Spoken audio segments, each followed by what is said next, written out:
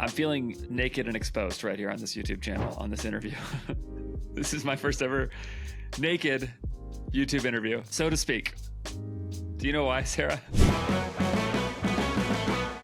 Why? Because you're feeling naked right now. Yeah, exposed. Yeah, on intense. my YouTube channel for the first time ever. Do you know why? It's because you just told me before we started recording that a very common mistake that people make in their advertising is that they literally just make up avatars. They just create them. They just write ads for somebody that, like literally they or a founder of a business just started doing. And you're like, that's bad. You shouldn't do that. And then I thought really fast, just while we were talking, I thought really fast about every avatar I've ever advertised to. And I thought, oh, I've done exactly that. So you don't. Say again what you told me. What are people doing that they shouldn't do? Yeah. Biggest mistake I see in the industry being made right now has nothing to do with your tech stack or your budget or your volume or your in-ad account structure. It's the fact that you're doing all of that based on a made up customer. You're making up your avatar. Yeah. And pretty much everyone is, and it's intense. Say more about that. Like, how do you know that somebody has made up their avatar? Here's how I know this. Way back in it was probably 2010 when I got into this industry as a marketer to begin with.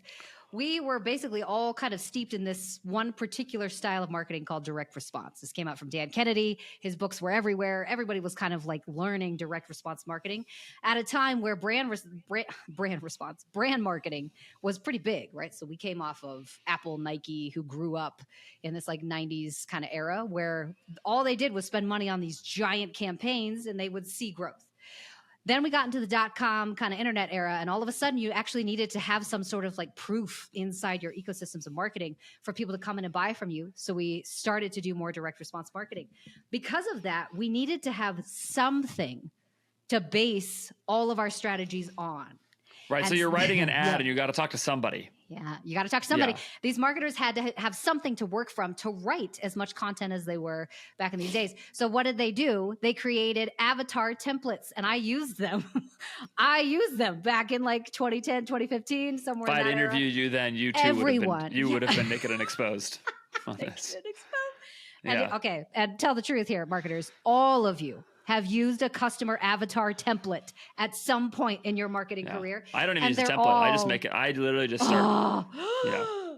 Andrew. Okay, see, this is where I get so concerned because oh my God, we're spending millions of dollars. We are tracking things down to the teeniest, tiniest little micro itty bitty data point.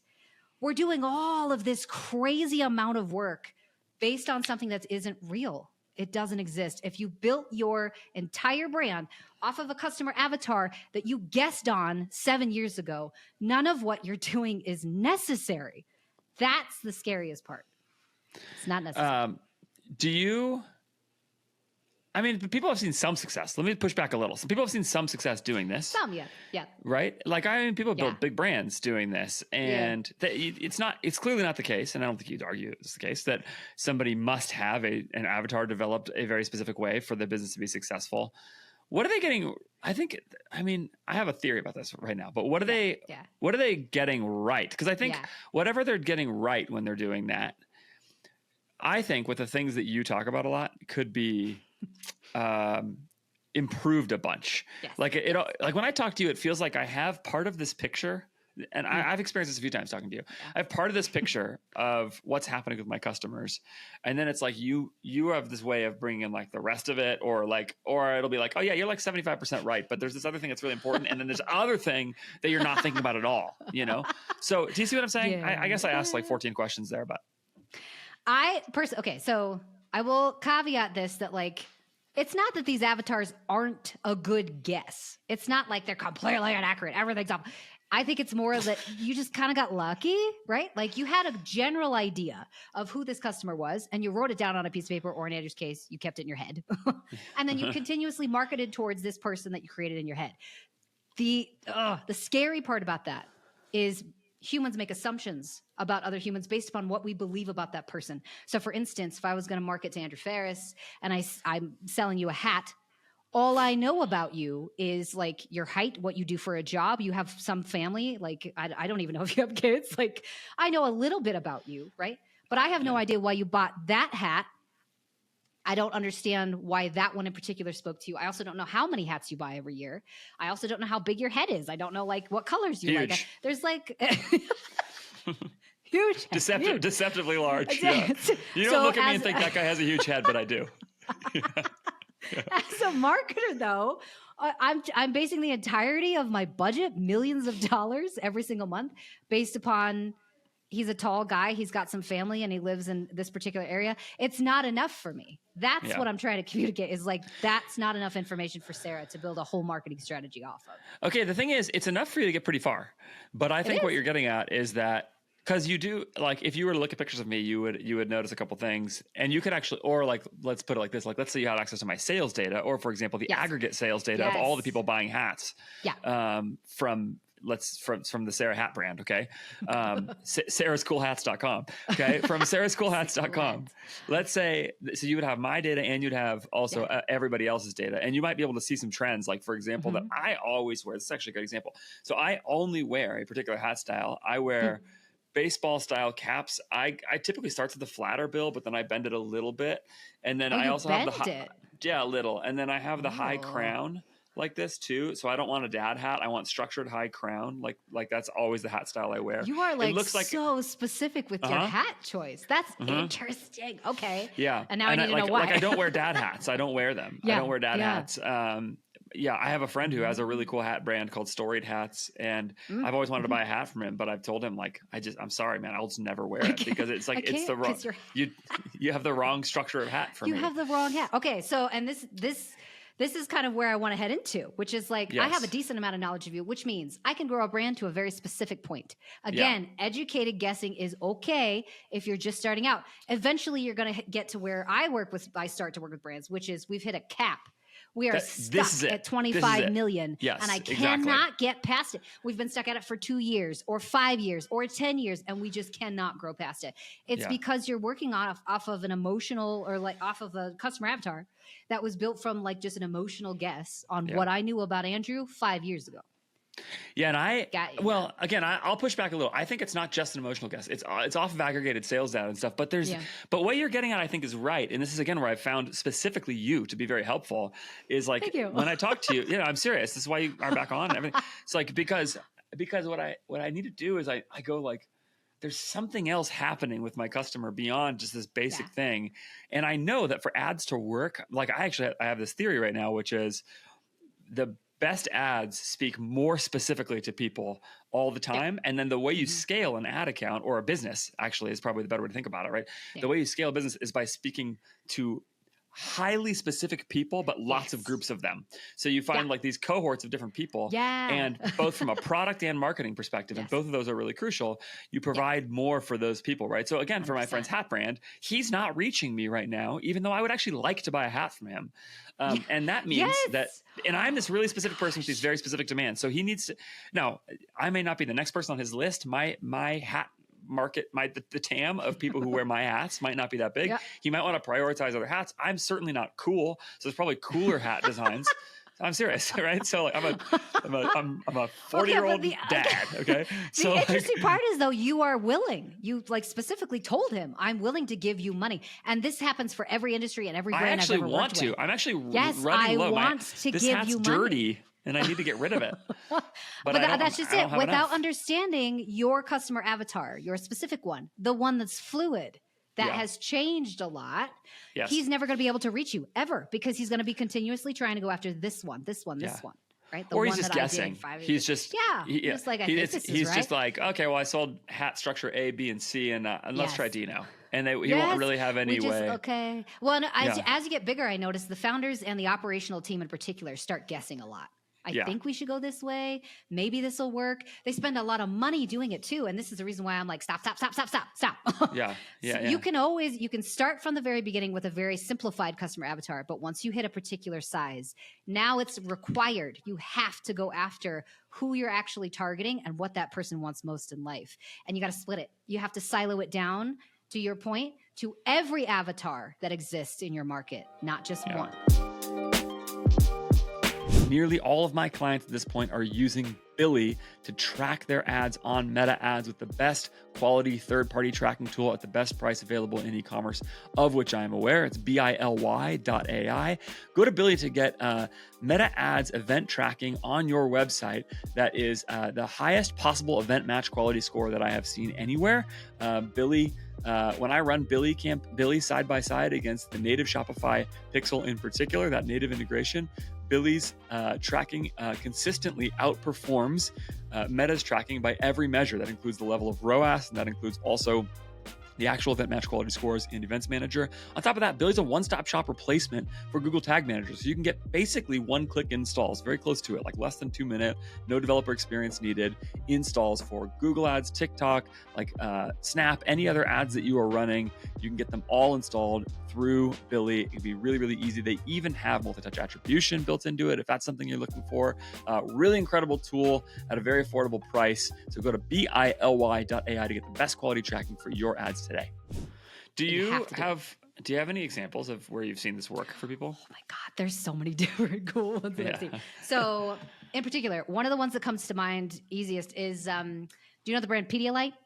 Sure, of course. Pedialyte. It's babies, right? It's for babies. It's for kids. No, like, no, if you no, get sick and like, okay, That's not see, what it's for. this is it. This is interesting. So the original brand Pedialyte was specifically for children who had fevers. Yeah. Moms knew it. Very big 80s, 90s brand. All you did, go to the store, get some Pedialyte, give it to your kid. They feel better, right?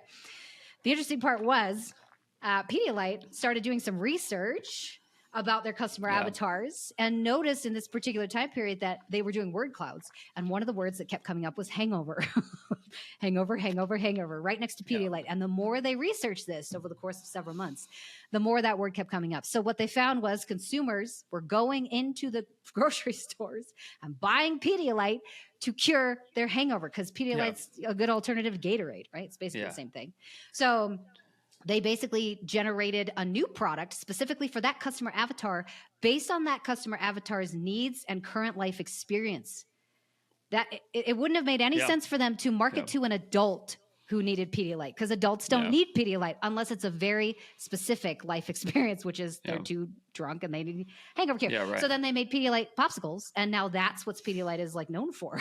It's the so hangover funny. cure. I think this is probably an example of this. You tell me if it's not. I play some music and have played most of my music in churches in my life. And not actually, that's not true. I've played 50-50 churches and outside of churches. Anyway, it doesn't matter. It couldn't matter any less. Why did I even say that?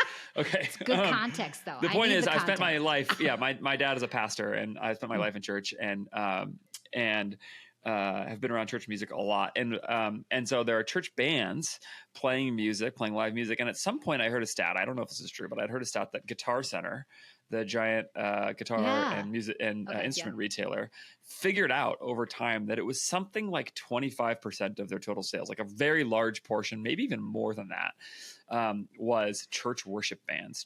So if you're that's a huge portion of their sales. Yes, if you don't have any church experience, then you may not realize how big of a thing this is. But essentially, live music being played in church on Sundays. Yeah.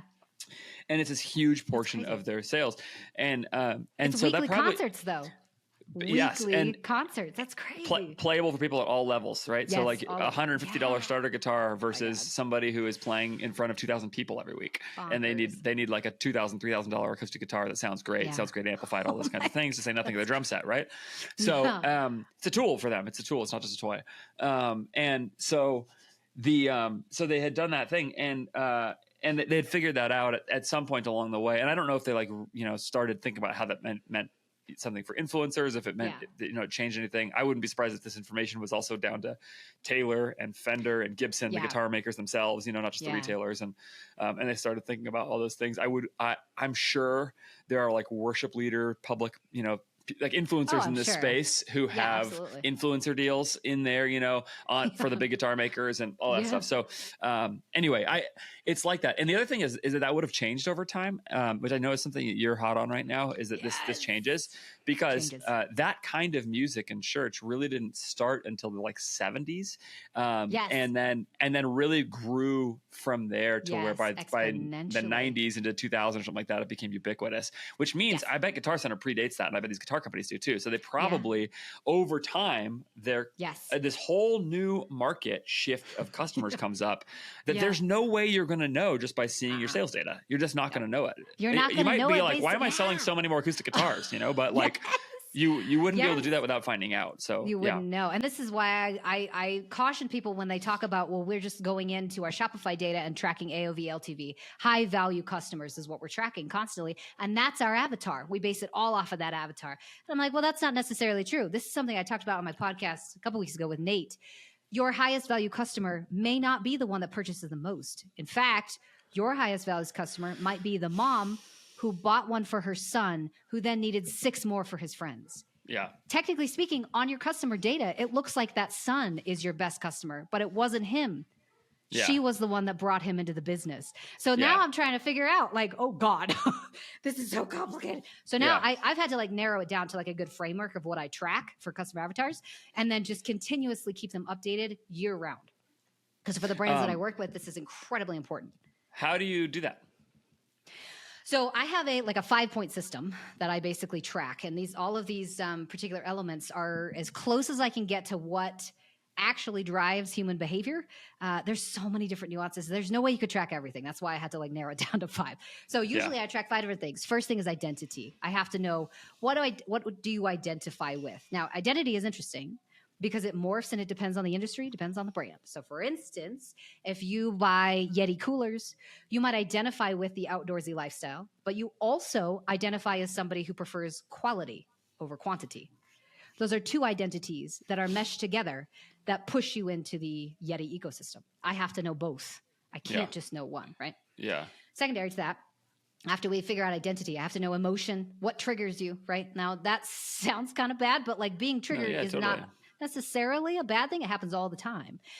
We use it a lot in marketing when we go down to like the level of like urgency, scarcity, right? We're using those tactics all the time because they work. It's not necessarily a bad thing. It's just how marketing works. Secondary to that emotion, though, I need to know what kind of emotion these people are feeling that is attached to the product or the brand, right? So if you're a Disney fan, the nostalgia that you feel around that, especially as a 90s baby or an 80s baby, like you feel so heavily about this particular brand because you grew up with it. So emotion, what triggers you on a marketing level, but then what also are you trying to solve emotionally by purchasing these products? Third is always generation. Which generation are you a part of? I have to know. Are you a boomer, Gen Xer, millennial? If I know what generation you're a part of, I can tell what world events you experienced at critical times in your life. If you were a child who was experiencing the Vietnam War along with your older siblings, something changed in you while you watched your parents go through this very volatile time period. Same for a millennial who had to birth children in COVID. My brain broke in that particular era. So I have to know, right? So identity, emotion, generation. Last one, well, close to last one because we double track both of these, but I like to go after seasonal purchasing behavior. And that is where I can actually use a lot of the Shopify data. When are you buying? What time of the year are you buying? Also, what time of the day are you buying? And which day are you buying? That's massively overlooked in this industry. What time of the day and the week? And the last one, we always track cultural movements. What's happening in the entire culture. So 5 different things. And you give people like a report. Is this it's written here in the show notes, but you're the CEO and founder of Tether Insights. You've been doing this kind of thing for a long time. Did you give somebody a written report with all that information? Is that the idea? Yes. So this 5 points is what I've been basing my entire business off of for 4 straight years. I just didn't know I was doing it. You have to take a while to like develop. You needed to understand what was. I needed chat to help me figure out what I was actually doing because I was doing this in my head all the time, just like you keep track of your customer avatar. Yeah, you were making fun of me earlier, but here you are. I just didn't. Okay, to my defense, I was tracking a framework, not an avatar. But in general, I was tracking this just like anecdotally, and then it got real serious last year, and I finally decided to sit down and do some work with chat and say, help me figure out the framework that I'm using because I know my strategies work for the brands that work with me. I just need you to help me figure out what I'm doing. So anyways, yes, this is a new entity where it's basically plug and play insights. So I'm providing the insights itself. All 5 of these pillars get hit, and I'll provide all the brands with the actual data. Here's what we're seeing the customers doing. And then outside of that, it's got to be actionable. And I tell people this all the time. research is fun and very, very interesting. But if you can't use it, it's waste of money. It's a waste of money if you can't use it. So we provide basically identity to market match, which is something that helps people understand you need to push this SKU to this person in this way on this week. That's what the identity to market match is supposed to do. We're currently testing this hypothesis. Is there a world where we know which week to actually like market products to specific SKUs and specific avatars? I think there is. So identity market match is something we provide. Secondary to that, we're providing a long list of all the different ways that you could actually market or message, which you and I did a really good podcast on that a while ago. Here's how you should message this particular product to a boomer who currently believes this, who's emotionally triggered by these things, and who seasonally purchases in this particular way. It's really cool. Okay, great. Do you, I mean, what is when you talk with people about this, do you find that they do they end up mostly changing their marketing? Because what I actually partly think of all this is like, that this is a pathway to thinking more about product too, to sort of thinking more about like, how do you actually, like there's the way to take your existing product and speak better about it, right? And you take that and funnel it through a creative framework that you get from me or Jess Bachman or whatever, you know, like, and then there's another way of doing it, which is to actually go, okay, what we just described is the thing that my customer really, really wants and when they want it. And therefore we're going to actually start like really trying to take some bigger swings here at the level of, you know, whether it's a full new product or whether it's a, you know, variants of a product or something like that. Like, I don't know. Have you seen people sort of take it to that level? Yeah. So some of the people that are running these with me right now, these kind of like plug and play insights, are using it strictly just to inform their ad work. Product. And that's it. Okay, they just want the insights. We just want to get good ads. Some of these people are doing what Pedialyte did. They're like, we need to open our TAM. Like for some reason we're capped and we can't get past it. We don't know why. Sarah, go tell us why. And then I go out there and say, oh, it's because you're in jewelry and jewelry is attached to fashion. And right now the fashion rhetoric says black and gold is not in fashion and your jewelry is entirely black and gold. I can't do anything about that at the macro level. Right. There's no ad that's going to solve that. Yeah, there's no ad that's going to solve that. But unless you know, right now, all the marketers are basically just like, well, something about what we are doing is not working. That's not accurate at all. It has nothing to do with you. You're doing everything right. If the macro environment has decided that your product doesn't work right now, nothing that you do is going to work. Yeah. Yeah. Right. And that's why you need to know. and in fact, this is a theory I have right now. The most underrated factor in the e-commerce business's success, I think, is the tailwind of TAM, basically. And that's when you say the macro, like just that, like it's just so much easier to scale a business if a lot of people want the thing that you're buying. Yes, and so true. Yeah, so like if you can sort of find the places where your customer is already seeing and interacting and thinking about these categories and subcategories and they're on trend or whatever, then and then you also know what motivates them individually. It feels like it's really 100%. Ripe for you to be able to develop both product and marketing in a way that would really help that person. Go ahead. Sorry, go ahead. Yeah. Or were you saying something? Okay. And the only thing I was going to say is this is the reason why I think it's important to track it. And that's why I say customer avatars should be fluid. You should update them all the time. For instance, there was a time period where the Always tampon brand was like third in line, right? But behind Tampax and a couple other ones and UCO. Like there was a bunch of ones that came in with new product designs and all these different things, and they couldn't compete. They were like, everybody's a tampon. Like, how do you compete with tampons? Like, that's the product. Right. So they actually found a cultural movement to like fit themselves into the cultural movement of like self-love, right? And confidence, body image in particular. So they went after this like group of consumers who were like, you know what? Being a girl is not a bad thing. And you see all these ads come out from the Always brand where they talked about what does it mean to run like a girl or hit like a girl or throw like a girl. And they noticed that at about the age 12, 13, all of a sudden the behaviors coming out of this group where these girls were starting to throw like a little weekly, right? It was like a week throw. It was a week run. But before that age, all of the 7, 8, 9-year-olds, these women were like, freaking, like I can throw like anybody. So the interesting part was as soon as they attached themselves to this cultural movement of like a girl doesn't mean anything. It's a cultural construct. You can be whoever you want to be in life. They skyrocketed to the first, right? They're first in market now. based upon the fact that they identified a cultural movement within their customer avatar base that they could attach to. So if you find that right now fashion is telling everybody black and gold isn't in, stop buying that, and that's what your product is, find a movement. Like, go find something you can attach yourself to and then run as far as you possibly can with that one movement. And all it takes is research. One of the secret things that powers my business to be successful, and it really has been successful since I went off on my own a couple of years ago, has been my relationship with More Staffing, a talent agency, hiring agency in the Philippines that has helped connect me to actually the majority of the people who work for me at this point in my agency. They've done the same thing for a whole bunch of e-commerce brands, and that's because they have really deep experience across US-based e-commerce businesses and really in every single part of the business. And it is a win-win to hire in the Philippines. I can find incredible talent with deep e-commerce resumes, great English speaking, great work ethic, just great quality human beings who can work on my business. I can pay them top of the market rates in the Philippines, which is still meaningfully less than I would pay for that same talent in the US. That means it's a great win for them because they're getting great quality jobs that they like going to work for, and they're getting paid really well in the process. And for me, because I can protect my bottom line and add incredible talent to my business at the same time, which is an amazing thing to have happen altogether.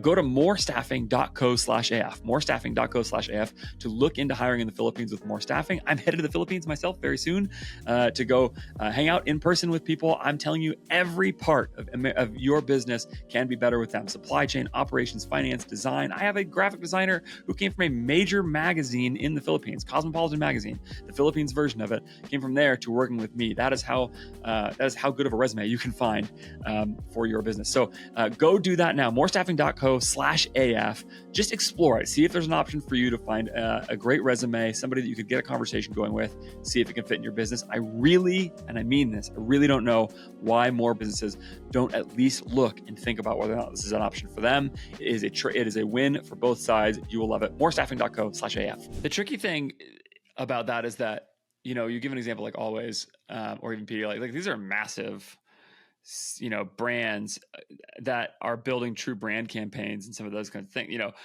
and so it's easy for the direct response marketer, which you mentioned earlier, the performance marketer, to kind of write that stuff off and go like, well, that doesn't really. But I think this is where the notion of like product-led marketing really helps, and brand-led marketing, where it is true that at the level of direct response, you're a little limited in the in the kind of sandbox you can play in. And I mean, maybe I'm not a super creative person, so I think that it's possible that I feel that limitation uniquely, whereas some sort of more overtly creative people wouldn't. But I think people know what I mean. Like direct response, you just can't go run a giant brand campaign that's, if you were trying to sell Always direct response, you probably wouldn't be able to do like Throw Like a Girl or whatever. It wouldn't work that way. And I think just be a different strategy. But yeah, exactly. That's what I'm saying. But this is where, and I think what a lot of brands do is that they listen to somebody like me talk tactics all the time, right? And some of those things. And I talk about that stuff a lot. I think it's really important. I think people waste a lot of money on bad tactics, and I'm glad to be a voice saying, go freaking make your supply chain better. Go stop spending money that you shouldn't spend and all this stuff, right? Yeah. That'll help. But I think there's this step back that brands have to do, which is to keep asking this question of like, who is my actual customer? Yeah. What do they really care about? And how do I keep this is where it's like more like, steering a cruise ship than it is in some ways like steering, an individual ad is like turning on a surfboard or something like that, right? It's like a really quick move. You can do it really fast all the time. I don't surf. Yes. That's my sense. But like the cruise ship, like this is where you have to be able to say like, okay, we're going to actually say, we're going to move the whole thing, product, brand, the way we talk towards these things that are really driving our customers. And then the direct response ads within that can then start to go and be like tighter, and people are going to get to a website where it has more of this kind of framing and some of that stuff. But the two have to work together really, really well. If you just give the direct response marketer the things that you're saying and say, go sell me more stuff, it's probably not going to get you very far. But if you can actually keep saying like, okay, how do we position the whole brand towards these kinds of outcomes and think about, the product and all that stuff too, then maybe you can create a much bigger impact on the business. And that I think is where the Always example actually goes down to the, $10 million a year e-commerce brand. Yeah. Well, and this is interesting because you notice Dollar Shave Club did this. They came and tried to compete with freaking Gillette. Like Gillette had been around since like the 1920s. How do you compete with a brand that has that kind of legacy? That's a big brand to come in and try and like overthrow. The interesting part was they very, very clearly understood what the customer actually struggled with, which is cost, man. At that point, for that particular product, cost and quality were two things that were incredibly important. However, they didn't just go in and say, you can get a razor for $1. Had they said it that way and never tried to go deep into humor or understanding what their customers actually like to watch, they probably would not have been as successful as they were. Because again, $1 razor to me says that's a shit razor and you should not use that. You'll probably get a lot of cuts with $1 razor. Yeah, right. However, they chose a good vehicle that was well suited to the customer type, which was humor. Because they communicated it in a funny way, people understood it and gravitated towards it. So yeah, I remember the early Harry's ads. Yeah, the early Harry's ads were really good about this. They talked all about German engineering and all this kind of stuff. And I think they just assumed that you would gather the fact that like the price was going to be different. Now I'm going to throw a little bit of a flag here, which is that those companies never made money. So I know it's so bad. Great brand. They sold a lot of stuff. No money. Yeah, and they made the right play at the time. The thing is, they could have made money, right? If they would have existed at a smaller scale, they just were smart enough to go get the enterprise value when it was based on revenue and get out before things changed. So good for them. They're laughing all the way to the bank. But like they are. But it is, it is just a thing. How often do you think avatars are changing? How often do you think like I get this question a lot. Oh god. Well, because what I'm thinking is like, let's say I want to develop a new product because of all these things I'm learning. And it's like, well, it's going to take me a year. Okay. Let's say, from inception to production, that's reasonably fast turnaround. Yeah. Let's say I'm going to do that. Is that too long to pounce on this? Like our avatars changing every 2 months? Like, I don't, you know what I mean? Probably depends on the industry you're in, but I'll frame this in a way that like makes it as simplified as possible because again, technically speaking, psychologically, we're all changing every single day. None of us have ever been this age before. I have never been 36 in a couple months. I've never seen this day before, right? So technically, I will change today based upon whatever it is I experience out there. However, the core of me was built years ago, so I probably won't change that much. Your avatar is probably not going to, like the avatar beliefs, identity, right? Probably not going to change a lot. That's why I always study that one first. That's why that one's at the foundation, because I need to know what's not going to change that much. Behavior changes all the time. Consumer behavior usually changes about every 12 weeks based upon where we are in the year, what seasons are coming up, what's happening in our life, what kind of life changes we're about to face, right? So this is the reason why identity probably won't change a whole lot, but the behavior will change the minute the weather gets nice or starts to get cold or it's almost back to school time. Like all those things are changing. So that's why I track those at the top. Once we identify identity and emotion, those are the core. And we've talked about that a little bit. The NLP that I run usually fixes both of those, and the CIM too. The last three, though, generation data, like understanding how the generations respond to things, seasonality in particular, seasonal behavior, and then any sort of cultural movements. Those are the three that I would track the heaviest if you can. The generation thing is really smart. What got you onto that? This was really weird. You talked to Jeremiah at No Commerce. I was talking about this in like 2020. He's gonna be on the he's gonna be on the show soon. By the way, subscribe now if you like this. You don't want to miss that. Yeah. I love Jeremiah. He's amazing, brilliant. Yeah, he's awesome. Guy. Yeah, so I was sitting, this was like one of the very first. He's a gift to the D2C industry. He does a lot of stuff in public that is so helpful for people. Sorry. Yes, he's also just very nice. He's like just a cool I've never talked to him. human. He seems like it. Yeah, he's fantastic. You'll love him. Super down to earth guy, especially for a CEO who's like under a lot of pressure all the time. I'm like, you're so calm. Sarah's not calm. Anyways, so generational behavior. So this was the first D2C dinner I had ever gone to, and I had just read a book. I think it was called Generations. It was just like talking about here's like what happened to each and every one. Gene Twangy? Possibly. Let me look it up because now I'm like, what was the exact one? Yeah. This one, although I think it was just recently updated. Generations, probably. One. Yeah. Anyways, I think that, this was Neil Howe. There we go. Okay. Generations by Neil Howe. It was basically just a history from says 1584 to 2069 is what he's doing. So he's trying to like project into the future. Interesting stuff, like just really fascinating book.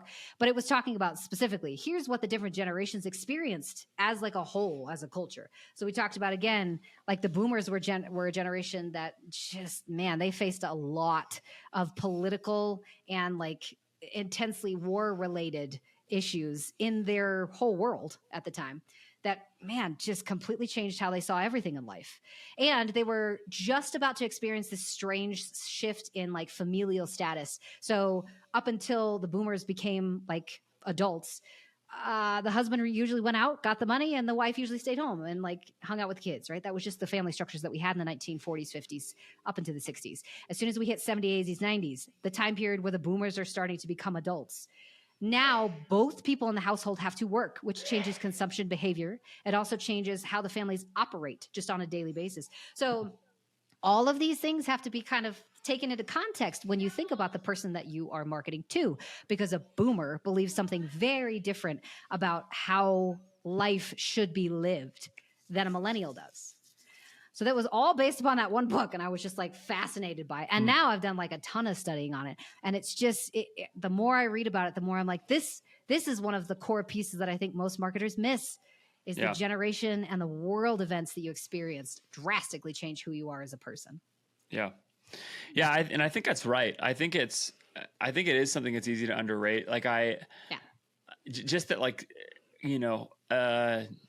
20-year-old digital native just thinks about a lot of things really differently than a 60-year-old. Yes. And that's sort of obvious in a lot of ways. People talk about this along political lines or religious lines or whatever it is all the time. But I think it is interesting to think more about that's sort of obvious if you talk 20-year-old and 60-year-old, but I think people miss this when you get to like 45-year-old versus like, maybe, I don't know, like old millennial versus like young boomer or something like that, like, 35 to 45, young Gen X, or something like that. It's like, right.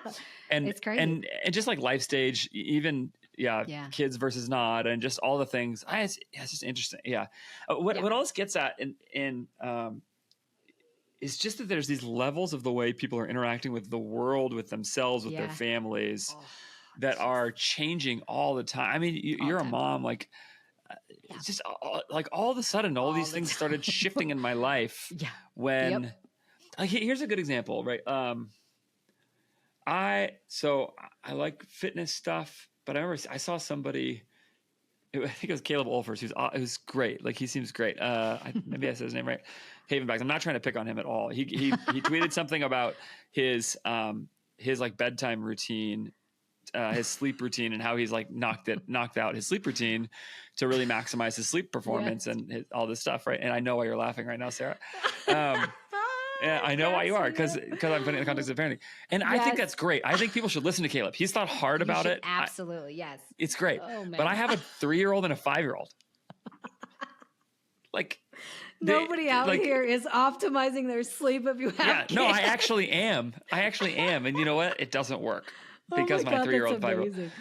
And 100%. It's such a major difference. And I imagine that will change again if I had a high school kid and if I was like driving them around late at night, to their different stuff before they could drive. And I bet it would change again if I had anxiety about how my high school kid was doing because of, whatever. I bet that changes for me as a dude versus my wife, and our different emotional reactions to that. And I bet some of those things are gendered in ways that they're relatively, like predictable, quote unquote, at least in the averages, right, across gendered lines. And there's like a million things like that that get into how people are interacting with the world. So if I'm selling a sleep supplement, like, now we're talking about a lot of different kinds of people and their approach. There's like the optimizer, like Caleb, who can lift the world on his shoulders, like literally, physically, so far as I can tell, right? His 8 hours of sleep that he's getting. Right. And he's sleeping for performance optimization and all that. And so I'm going to talk to him so differently than I want to talk to you, Sarah, right? And what you're doing, which is like, please, just 15 more minutes would help me so much. Exactly. Well, and this Yeah. is interesting because oftentimes you'll find that these companies who sell like melatonin gummies or things like that, they're so focused on the problem and the solution. And this is why I Yeah. think like direct response kind of drives me crazy Yeah. because Yeah. yes, it's Yeah. Yeah. important, but we're so stuck on it. Like marketers, you got to expand your education like level and understand that you need to use your direct response Mm. education in a different way now because everything is siloed, right? So Sarah, consumer, needs something very different than like optimization guy, right? And you're going to have to somehow market to those people very, very differently based upon the fact that like my goal for this is not to optimize. It's not Right. even to get to sleep. My goal is to stay asleep. Yeah. That's different. Yeah. It's just different. Yeah, and that really comes down to the level of avatar. One thing I do think about this is that the beauty of direct response is that you can actually start taking some of these ideas that you're doing and go like, okay, now I can actually test this, and I can I can write the ad speaking to that person, see if it resonates. Because I'm guessing when you're giving somebody this, you're actually giving them a few different things, right? And it's like, okay, here's a few different kind of customers and sub customers and all that kind of stuff you have, and some things that are motivating them. Try speaking to this thing that's motivating them, or try to speak more of the generational angle and try to. And the beauty of direct response advertising is that you can actually test that stuff for very cheap and then scale the stuff that 100%. Works and build your business around it, you know? Well, and that's just it. It's like, I don't want you to throw direct response out the window, even though like, again, I think we overuse it heavily, but what I would rather, direct response is like step number 7. We are starting on 7. We got all these other steps below here that we just completely forgot that we had to do, right? So we got to slow down. D2C brands, please slow down. We got to start at the very bottom. Not just necessarily who is this person, but when are they in life, like we just talked about, right? I don't have teenagers yet, but I do have a 7-year-old. And now we're into homework and we're into friends and there's like birthday parties. There's all this stuff that I got to do. So I'm tired. If you're selling melatonin gummies, speak to that. Speak to my experience of when I am, because that'll sell a lot better. And then, track all these cultural things, because I might be really into eco-friendly right now as a mom. That's separate from your industry. But if you can tell me that your gummies are eco-friendly and they have no sugar in them and all kinds of other things, I'm way more likely to purchase because it's 2 identities that mesh into one. And when you see big brands who do have very large budgets, this is basically what they spend all their time doing. Like a buddy of mine is a marketer. He's a marketer at a video game company. So they're about to release a game very soon. And you know, he spent 8 hours the other day standing behind one-way glass or one-way mirror, whatever, one-way mirror. What's that called? You know what I'm talking about, right? He's standing in a room watching focus groups. Where discuss his game, and they're just listening to regular people and thinking, okay, how does that affect our campaign? You know, they're putting so much money into this stage of things. The thing is, most D2C brands, most people watching, listening to this can't do that, right? They can't go to that level. So what can they do? They can work with you, right? That's one thing they can do. Hire me. Okay? Seriously, because again, like you should not. I personally don't believe that you should hire someone to go out and do market research for you. Internally, I should say. Don't hire an employee to come in and do this for you. Because for one, they're very difficult to find. And 2, they're not going to know. Nobody has enough money for that anyway. They're expensive. They're crazy expensive. So the second thing that you should do, find somebody whose only job is to go be an informant. And that's what I currently do. All I'm going to do is going to tell you, here's what's happening. Here's how to use it. That's Sarah's job.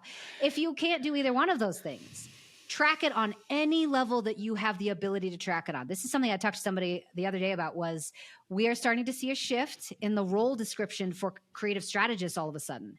It used to be that they need to track performance and do scripts and get the ads up and get influencers in. Like they used to have to do a lot of like the actual creative metric work. Now they're being required to also do research. So the creative strategist role is just getting like tapped with all these different responsibilities that we don't have a solution for in the industry yet. And it's becoming a problem because they're already difficult to find. And on top of that, they're just strapped. Like these poor creative strategists don't have time. No, they don't have time for this. Yeah. Yeah. It's tough.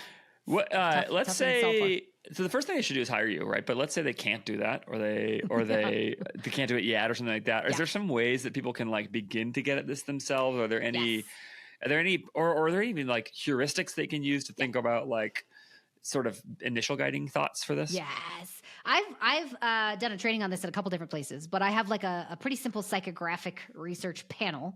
Basically, I'm going out on the internet to all the free places that I can go to and checking for very specific things. every single week and then once a month on the bigger side. So I'll get you guys this like recording. Okay, yeah, we'll put the link to this in the description of this on YouTube or in the show notes if you're watching on a pod feed or listening on a pod feed. But it'll be there, and then you can get some steps for some initial steps into this kind of thinking about things. I think that'll be really helpful for people. Okay, anything else? Anything else, Sarah, that is like that we didn't touch here around the idea of customer avatar type thinking? We talked about I think at some point there were two big ideas. We might have hit them both already, but the first what do we leave one on the table? Deep dive into. The second one I would say is once you get these avatars and once you start studying them and really kind of diving deep into them, then you kind of you need to build a system. Right. You got to build a system for how to like continuously get this data in. And that's the kind of like what I've built internally for my own business. But for any of these brands, that's the one thing that I'm noticing a lot is the like CMOs or people that are running the strategies consistently come back to me just for like consulting work. Cause they're like, we don't know how, like we have all this data. We just don't know what to do with it. Right. Or which direction we should go. So yeah. I mean, after you get all the data in, the secondary piece of it is now as somebody who's running a brand, it's your job to decide, do you want to go this direction or this direction? Being definitive with your data is one of the best ways to grow a brand. Even if you go the wrong direction for a little while, it's going to teach you more and get you to where you want to be faster than if you're just making these small little things all the time. I'll tell you, you tell me if you think this is wrong. This gets a little bit back to the thing I was saying in the beginning. Here's the way that I've tried to do this so far, which is that this is very much through a meta marketing lens. Okay. So specifically at the level of meta, if creative is targeting in the sense that like you target broad for everything, meta then just puts your ad in front of the people who engage with it. Right. Then what that theoretically allows you to do is begin to run a wider range of tests on this kind of thinking without actually having all that data. And then as you start to see resonance on some of these things, to take the kind of work you're doing to go deeper into what is really motivating that person. Like, so for example, like let's use the sleep example I gave earlier. What I might do here is I might say like, okay, there's actually a bunch of different kind of people who need more sleep and who feel that need for more sleep and who would take a supplement to do it. Okay. So I'm going to now create 3 different messages, 5 different messages or whatever, and maybe even 5 different like landing pages and funnels with different imagery and all that kind of stuff. And I'm just going to see if I can get these to resonate on the assumption that like if I put Sarah, the mom of a 7-year-old image sleeping peacefully on my landing page, or like maybe it's you doing UGC being like, I started taking this and now I sleep great every night. And I used to wake up, maybe it's more like I used to wake up in the middle of the night. I fell asleep fine, but I'd wake up a million times. This is how I stay asleep all night long. And then you do a whole landing page about that. It's all moms and it's all people who are saying that same thing. And it's like, here's why it scientific works and blah, blah, blah. Right. So you get the idea. And now I could take that and I could go over here to Caleb as well, who I mentioned earlier. Right. And say like, here's how this is sleep performance optimization for your sleep. And here's how it fits into that. It's just a bunch of jack dudes, everywhere on the page. And they're all just, the jack dudes might appeal to you and like moms. I don't know, for different reasons, but I don't know. Jack dudes. That's you know what I mean? Like performance optimizers so like him, right. Yes. Okay. But I use my imagery and my copy and at the ad level and the lander level to do this. This is not a sponsored moment or anything like that, but this is, I always try and talk about this with the reason I like using Format and the reason that I took them as a sponsor was because of doing exactly this for a client where we would say like, we can spin out these landers extremely fast. Where we could actually build these really tight funnels across these different things and then see sort of like, okay, which message is resonating the most of these different subgroups, and so I would do that. And then I think again, because sometimes time and money are limiting factors here for the ability to go deep here.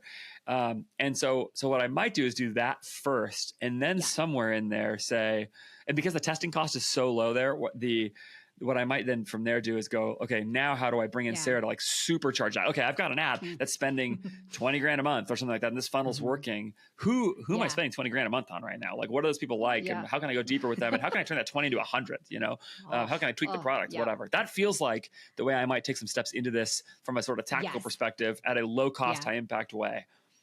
Yeah. What do you think? I mean, I would agree. Yeah. Especially, especially if you're able to come up with good messaging on the actual original landing pages initially. Yeah. And this is where I think you and I differ a little bit, because some of that testing you might put into volume ad account, where it's just like, we're going to run a bunch of creative to see what. Oh, it would all be manual bids, and it would only spend if it worked. Yeah, 100%. Exactly. That's part. Well, that's actually part of the logic for me, right? Is that like it makes it cheap. It makes it so that you don't risk all the ad dollars finding out. It is one method of testing. I prefer to go for like admin level, right? Where I do a crap ton of work outside of the ad account and then run very careful tests inside the ad account that are most likely to hit on the landing pages that I set up. So it's a different way of testing. Sarah likes to go for precision and slow, mostly because, again, I don't want to be generating ads every single day, all day long. Like I would so much rather be doing the deep research on these customers. But yes, if you have access to something like Format, that's freaking fantastic. Because then you can easily just like drum up landing pages real quick, go. Then you can also test nuances of those specific customer silos. You might have a guy who wants to optimize his sleep, but he's not into like the gym kind of like bro. Not that particular person is. But he might be an optimizer specifically because he's got a night shift job. We don't know. Like, how many different customer types do you have? So yes, I like this testing strategy though. I think you could go very, very, very far. Yeah, well, because I'm just anticipating that what somebody's going to say with this is like, I don't have time to go do all this stuff, and I don't have money to hire Sarah to do it, right? Not yet, right? And so I'm trying to think like, how do you combine the ability to test cheap and to test at volume with what I think is really important, which is like. Because really what I think, if you want to build a $50, $100 million brand, you've got to know this stuff. You've got to come to understand. I'll give you a great example of this. I don't know if we talked about this. Jack Rubin, who's been on my podcast 3 times, Pretty and Fig, he said he learned something about these subsets of his customers. Did we talk about this already? I don't remember. Think so. I think it's a great example. It's a cleaning product. It's a house cleaning product. Like, how many different avatars are there for like cleaning your? I was going to say, this sounds familiar. I think they may have talked to me at one point. He and I wouldn't be surprised. Well, because the thing that he discovered was there were different cleaning behaviors from different customers. There's one of them was a spot cleaner, somebody who just sees a dirty spot, like sprays and cleans. And there's another person who, as part of their daily routine, almost part of the way they wind down is exactly. Which one are you? That's me. Yeah, I could tell. I'm like a full surface cleaner. Yeah. I want everything clean. Just get the whole thing. Yep. And so then the scent was part of the experience. And then there was like another sort of subset of those, which was hosting. Anyway, in the beginning stages, it's going to be hard to figure that out. But as you start running ads, you start seeing people respond different ways. And then if you could find that out, now you're actually going to really build your message for like Sarah, the everything cleaner, and let's say Andrew, the spot cleaner. And you're going to actually really think differently about how to talk to those two people. Yeah. It's a different value proposition, all those things. Yeah. Well, and again, some of this is really interesting because if you have enough access to social listening tools, you can figure that out without having to run an ad. Because on the social side, on the comments, everywhere. Okay, so one of the tools that I use is a tool called Brand Watch, where they're just listening constantly as to what everybody's doing. They're plugged into all the APIs of like basically every social platform. And so I'm going through and building these giant like structural panels where we're tracking all these different words that are surrounding one specific brand or concept. So for instance, if I wanted to track mushroom coffee and I wanted to know everything that was around what was happening in the mushroom coffee space, the word cloud might also include lion's mane, right? And it might also include, I don't know, whatever the other mushrooms are, right? I need to know about those mushrooms. Outside of those mushrooms that these people are referencing, which one of these mushrooms is talked about most and why is it being talked about? It'll break it down that far where we can see lion's mane is primarily associated with talking about sleep or cognitive health or brain function. And if I know that, peasy, now I can go run ads that talk about brain health, cognitive function, and sleep. Done. Done. Yeah. And that tool's called Brand Watch. That's really smart. Brand Watch, GWI. Hootsuite has one that's like, okay, it's a pretty decent one if you want to just get started in social listening. Yeah. But I can't tell you, D2C has like just scratched the surface on research. There are entire entities out there that like McDonald's has a whole team whose only job is to listen. Yeah, well, they're a lot bigger than us, so that's the thing, right? You know, that's the reason why I'm trying to make it simple for you. So yes, social listening tool is very, very important. So this is the one that I currently use just to social listen. Thank you. Is it expensive? My son just gave me. Like, he gave you a card. How old is he? We're interrupting. Don't be sorry. You want to come in and say hi? Yeah, come do it. Come do it. Say hi. This is Max. Hello. Max, what's your name, man? I mean, what are you up to? Sorry, you just said your name is Max. Your name is Yeah. Max. Do you want to say one thing on the podcast? Do you want to say what's your favorite TV show? Probably the one with the octopus. Oh, And the anglerfish. the anglerfish. I like What that. is that? Is it? I don't know what Giant that show king is. squid. Sounds good though. Squid. Giant king squid. You got any tricks? Squid. Do you have any tricks you can do? I can do a cartwheel. You can do a cartwheel. A cartwheel? Ooh, I don't know if we'll be able to see that. What if you do the one with your hands? Where's the Okay, let's see it. Here's the people. Open it up to see all the people. Oh, you can do that one too. Oh, that's a great one. Whoa. That's exactly what I was looking for. That's great podcast content. Fantastic. Okay, I'll be done in a little bit. Okay, you want to go outside? But make sure to open that. I will. And also, there's something right here. Look on the back. It's lovely. Thank you. I'll be in a second. I will look on the back. That's It says I amazing. hate That's chores. Okay. It says you hate chores. chores. I hate chores. It That's says, fantastic. look on the back. It says I hate chores. Sorry, that's Yeah. Sarah Well, forgot to spoiled lock the her surprise. office. Spoiler. That is fantastic. I am so glad that just happened. All right. Well, listen, that's as good of a note as any to end on. Sarah, do you follow up with Sarah at tetherinsights.io. The link for that is in the show notes, like I said, or in the description. And then follow Sarah on X and all those things, all the links, everything, all that stuff is all there. If you like this episode, you'll also like my past episode with Sarah, which will also be linked in all those places. Sarah, thanks. Appreciate it. This is great. Thank you. It was great.